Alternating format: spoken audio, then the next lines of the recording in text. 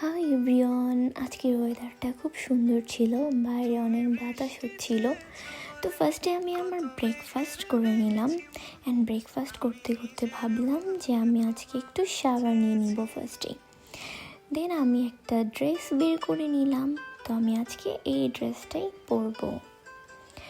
তারপরে দুপুর হয়ে গেল, ভাবলাম আমি একটু লাঞ্চ করে নিই। অ্যান্ড আমি চিকেন ফ্রাইড রাইস আর চাইনিজ ভেজিটেবল খাচ্ছিলাম। এটা কিন্তু খুব টেস্টি হয়েছিল, আমি নিজে হাতে বানিয়েছি। আর এটা ছিল আমার রুমের সেই গোলাপ, যেটা এখন ঝরে পড়ে যাচ্ছে।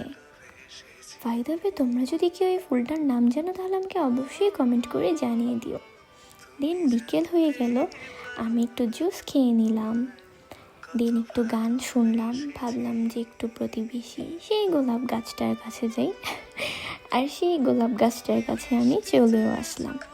আগের ফুলগুলো কিন্তু ঝরে পড়ে গেছে, আর এখন নতুন কিছু কলিও হয়েছে। আজকে বিকেলের ওয়েদারটাও খুব সুন্দর ছিল, আর আকাশটার কথা না বললেই নয়, এতটাই সুন্দর ছিল।